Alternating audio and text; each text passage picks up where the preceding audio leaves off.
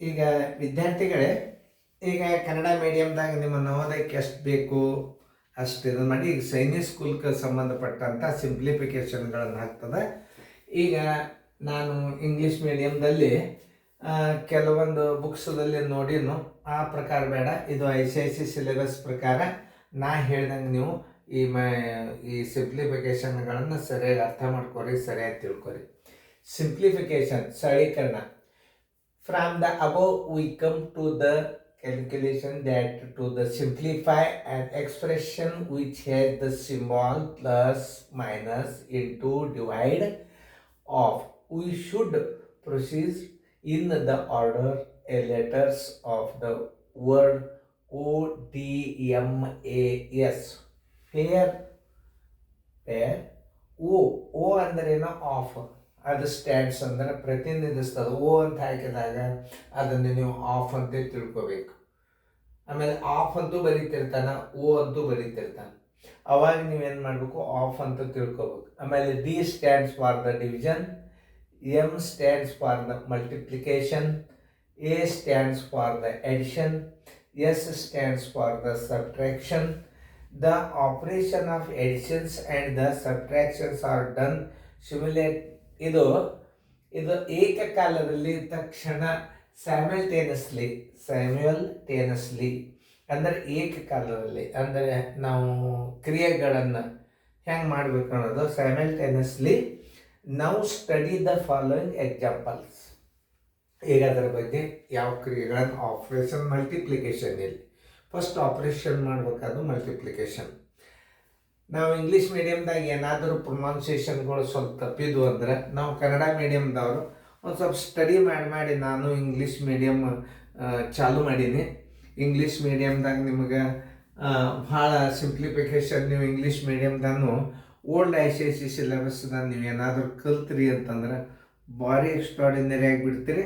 ಇದು ಇಂಗ್ಲೀಷ್ ಮೀಡಿಯಮ್ದವ್ರಿಗೆ ಸಹಿತ ಈಗ ನಾವು ಇದನ್ನು ಸಪ್ರೇಟ್ ಅನುಕ್ರಮ ನಂಬರ್ ಮಾಡ್ಯಾನ, ಅದನ್ನು ನಾವು ಹಾಕ್ತೀವಿ, ನೀವು ಅಭ್ಯಾಸ ಮಾಡಿ. ಇಲ್ಲೇ 1/2 + 1/5 × 2/3 ಅದ. ಮೊದಲ ಆಪರೇಷನ್ ಯಾವುದು, ಮಲ್ಟಿಪ್ಲಿಕೇಶನ್. ಹಿಂಗೆ ಅರ್ಥ ಮಾಡ್ಕೋಬೇಕು. 1/2 + 1/5 × 2/3 first operation multiplication is equal to 1/5 × 2/3 is equal to 2/15. ಒಂದ್ಕೊಂದು ಕಡೆದು ಹೋಗಂಗಿಲ್ಲ. ನಾ ಕನ್ನಡನೂ ಮಿಕ್ಸ್ ಮಾಡ್ತಿರ್ತೀನಿ, ಯಾಕಂದ್ರೆ ನಮ್ಮ ಸೈಡ್ ಹುಡುಗರಿಗೆ ಉತ್ತರ ಕರ್ನಾಟಕದೊಳಗೆ ಪ್ಯೂರ್ ಇಂಗ್ಲೀಷ್ ಮೀಡಿಯಮ್ದಾಗ ಹೇಳಿದ್ರು ತಿಳಿಯೋದಲ್ಲ, ಇಲ್ಲಿ ಕನ್ನಡ ಹೇಳಿದರೆ ಬೆಂಗಳೂರಾಗ ತಿಳಿಯೋಲ್ಲ. ಕನ್ನಡ ಮೀಡಿಯಮ್ದಾಗ ಹೇಳ್ಕೋತ ಎಕ್ಸ್ಪ್ಲೇನ್ ಮಾಡ್ಕೋತ ನಮ್ಮ ಉತ್ತರ ಕರ್ನಾಟಕದ ಹುಡುಗರಿಗೆ ತಿಳಿತಾವಂತ ತಿಳ್ಕೊಂಡು ನಾ ಹೆಚ್ಚು ಇಂಗ್ಲೀಷ್ ವರ್ಡ್ಸ್ಗಳನ್ನು ಉಪಯೋಗ ಮಾಡ್ತೀನಿ. ಅದ್ರ ಕನ್ನಡದಾಗೆ ಎಕ್ಸ್ಪ್ಲೇನ್ ಮಾಡಿರ್ತೀನಿ. ಯಾಕೆ ಮಾತೃ ಭಾಷೆಯಲ್ಲಿ ಎಕ್ಸ್ಪ್ಲೇನ್ ಮಾಡಿದ್ದು ಭಾಳ ಮನಸ್ಸಿಗೆ ಹತ್ತವು. ಈಗ ಇದನ್ನು ನೀವು ಏನು ಮಾಡಬೇಕು, ಇದಾದಿಂದ 1/2 + 2/5. ಈಗ ನೀವು ಲಸ ತಕ್ಕೊತ್ ಕೊಡ್ತಿರ್ತೀರಿ, ನೀವು ಮಾಡಬಾರ್ದು ಲಸ. ಯಾಕಂದರೆ 2ರಲ್ಲಿ 15, 2ರ ಮ್ಯಾಗೆ 15 ಇಲ್ಲ ಅಂದ್ರೆ ಇವುಗಳ ಗುಣಲಬ್ಧ ಲಸ ಆಗ್ತಿರ್ತದೆ.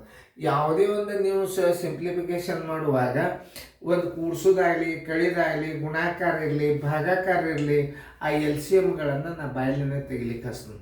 ಅದಕ್ಕೆ ನೀವು ಲಕ್ಷ್ಯ ಕೊಟ್ಟು ಇದನ್ನು ನೋಡಿ. ಇದ್ರದ್ದು LCM ಎಷ್ಟು ಆಗ್ತದೆ ನೋಡ್ರಿ, ಈಗ 30. ಯಾಕೆ ಅದನ್ನು 2ರಲ್ಲಿ ಒಮ್ಮೆ 3ರಲ್ಲಿ ಒಮ್ಮೆ ಮಾಡ್ಕೋತ ಕೂಡ್ತೀರಿ? 2 15, ಆಮೇಲೆ 15 2ರಲ್ಲಿ, 15 1ರಲ್ಲಿ 15 + 2 2ರಲ್ಲಿ 4 ಬರೋಬ್ಬರಿ 19, 19/30. ಇದು ಸಮಭಿನ್ನ ರಾಶಿನೂ ಹೌದು. ಇದಕ್ಕೆ ಒಂದಕ್ಕೊಂದು ಕನಿಷ್ಠ ರೂಪಕ್ಕೆ ಹೋಗ್ಲಿಕ್ಕೆ ಯಾವ ಅಂಕಿ ಇಲ್ಲಿ 3ರಲ್ಲಿ ಹೋಗ್ತದೆ, ಇದು ಅವಿಭಾಜ್ಯ ಸಂಖ್ಯೆ ಅದು ಇದು. ಆದ್ದರಿಂದ ಆನ್ಸರ್ ಈಸ್ ಈಕ್ವಲ್ ಟು 19/30. ಏನೋ ಇಂಗ್ಲೀಷ್ನಲ್ಲಿ ಹೇಳಲು ಹೆಚ್ಚು ಕಡಿಮೆ ಆಗಿದ್ದರು ಅಡ್ಜಸ್ಟ್ ಮಾಡ್ಕೊರಿ, ಅರ್ಥ ಆದರೆ ಸಾಕು ನಿಮಗೆ. ಪ್ಯೂರ್ ಇಂಗ್ಲೀಷ್ ಮೀಡಿಯಮ್ಗಿಂತಲೂ ಇದು ಯಾಕೆ ನಾ ಹೇಳಿನಂದ್ರೆ, ಕೆಲವೊಂದು ಬುಕ್ಸಲ್ಲೇ ಆಫ್ ಮೊದಲು ಬಿಡಿಸಿಲ್ಲ, ಡಿವಿಷನ್ ಮೊದಲು ಬಿಡಿಸ. ಅದಕ್ಕೆ ನೀವು ಕಡ್ಡಾಯವಾಗಿ ಆಫನ್ನೇ ಬಿಡಿಸ್ಬೇಕು. ಎಷ್ಟೋ ಬುಕ್ಗಳನ್ನು ನಾನು ತಿದ್ದೀನಿ, ಏನು 100% ಆಫ್ ಮೊದಲು ಬಿಡಿಸ್ಬೇಕು, ಡಿವಿಷನ್ ಆಮೇಲೆ. ಇದನ್ನ ನೆನಪಿಟ್ಕೊಂಡು ನೀವು ಮುಂದಿನ ಸರಳೀಕರಣಗಳನ್ನು ಬಿಡಿಸ್ರಿ. ತಿಳಿದಲ್ಲ? ಇದನ್ನು ಚೆಂದಂಗೆ ಬರ್ಕೊಡ್ರಿ ಫೇರ್ದ.